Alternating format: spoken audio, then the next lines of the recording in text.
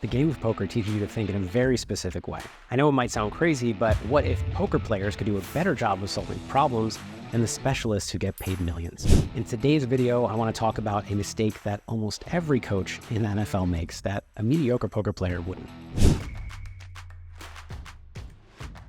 You would assume that if somebody gets paid $8 million a year to coach football, they would know what they're doing better than I do. And in most cases, you would be right. However, they actually make a bunch of mistakes, and some of them are very easy to prove. Let's get into two-point conversions. There are scenarios where it's obvious that you want to go for a two-point conversion. You score a touchdown towards the end of the game to be down 2, kicking the extra point, and going down 1 doesn't help you, so we go for 2, and every coach gets that right. There are some other scenarios that are less obvious to most, but are extremely obvious to me. At the end of this, you're going to be better equipped to make these decisions than NFL coaches too. Let's dive in. Before talking about why I believe these mistakes are made, I want to get into the math to prove that they are mistakes. Don't worry, it'll be quick and painless. We're going to need one assumption to start with, which is the percentage of the time a team converts going for 2.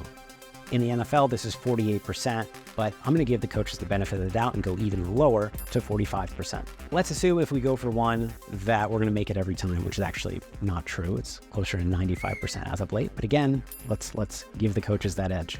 Your team is down 14 points late in the game, and you managed to score a touchdown. Well done. Should you now go for 1 or go for 2? In this case, many coaches have historically gone for 1. I'm going to prove to you why that is a mistake and they should go for 2. Here's how it works. After this touchdown, we go for 2, and if we manage to score again, we have another decision to make. When we go for 2, there are 3 distinct things that can happen. Remember that we're assuming we always make the 1-point conversion to make things simpler. In the first case, we make the 2-point conversion on the first try. Next time, we're going to go for 1, and we're going to win the game by 1 point. Now, the rest of the time, we're going to miss the first 2-point conversion, and this can branch off into 2 outcomes. Either we miss the first and make the second, in which case we go into overtime, or we miss the first and miss the second, in which case we lose.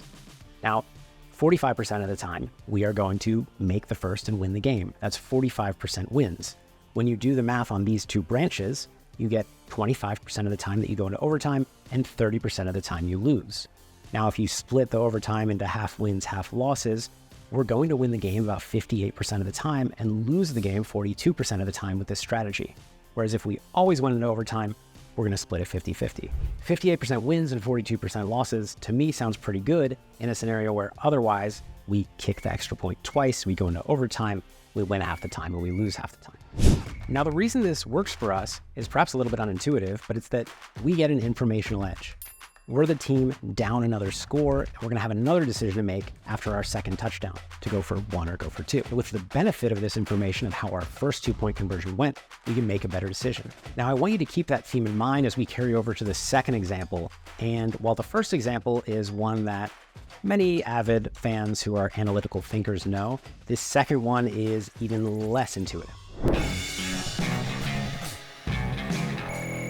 Now, instead of being down 14, we are down 10. We score a touchdown, and we can either kick the extra point to go down 3 or go for 2. Now, the reason this situation is a little bit less intuitive and perhaps more scary is that when we go for 2, there's no scenario where we tie this game. We are either going to win or lose. But here is how, if you keep in mind our informational edge from the last time, we can use that informational edge to our advantage and go for 2 this time. Let's assume that we kick the extra point and it's good, and we get into field goal range and we make that as well. We tie the game and go into overtime. So what are the outcomes if we miss the 2-point conversion or make the 2-point conversion? Well, if we make the 2-point conversion, which can happen 45% of the time, then when we get in field goal range and make that field goal again, we're going to win the game. That's 45% wins. What about the 55% of the time that we miss? Well, in this case, we have an informational edge. Now, when we get in field goal range, we know not to go for the field goal. The field goal is not going to help us because going down by 1 doesn't help us. So now we know we need to score a touchdown. We're going to play our drive differently. We're going to go for the touchdown. We're going to go for it on 4th down. We're going to play more aggressively with the clock, etc. Now, I don't have a stat for how often NFL teams will score a touchdown once they get into field goal range when they are trying to only score a touchdown, but let's pretend that's 25%. Now, when we've missed our first extra point going for 2, we drive down to field goal range, and 25% of the time we're going to score a touchdown and we're going to win the game. The other 75% of that time, we're going to fail to score a touchdown. We're not going to kick a field goal because why would we? And we're going to lose the game.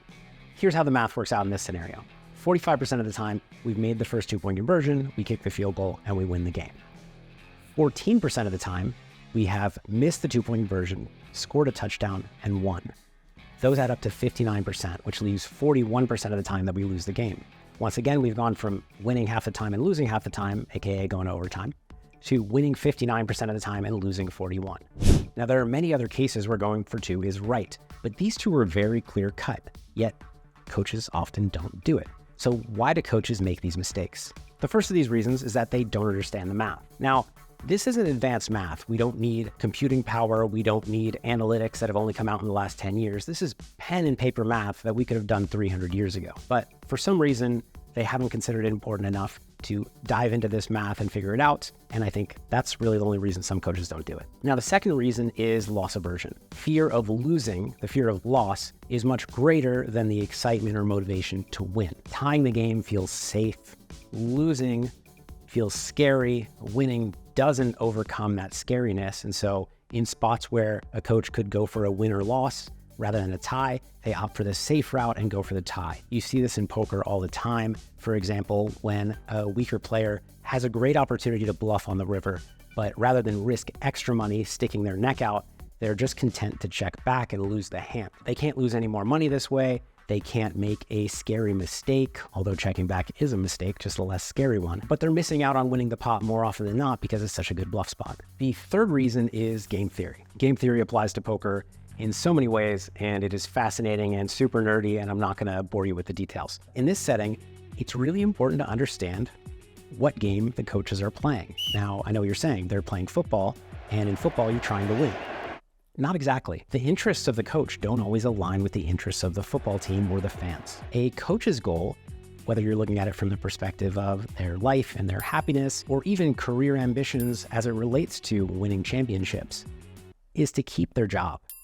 A coach is going to get paid more money if they keep their job. They're going to have a better life if they keep their job. They're also going to have an opportunity to win more championships if they keep their job long enough to do so. How does this factor into going for 2? Well, if a coach goes for 1 and takes the easy route, the safe route, most people in the stands, even the commentators, don't think much of it.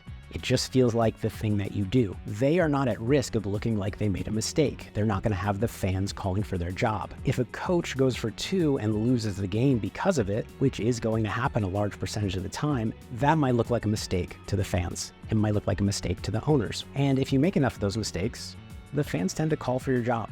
Now, if they go for 2 and win more games because of it, that's great, and the fans will appreciate it. But for some reason, a fan's memory is not quite as good when it comes to wins as when it comes to losses. Fans love to blame somebody, and the coach making a decision that seems unorthodox is a great person to blame. This, I think, is why you will see some more well-established coaches who have had long, successful careers and have a great reputation go for 2 and make riskier plays because they feel their job is safe and they can now take the plus EV route of going for the most points and winning the most games. We actually have the perfect example of this from this season when Mike Vrabel's Titans went up against the Dolphins. After scoring a touchdown, they went for 2 and made it, going down by 6. They scored another touchdown and kicked the extra point, just as I described in the first example, winning the game despite being big underdogs.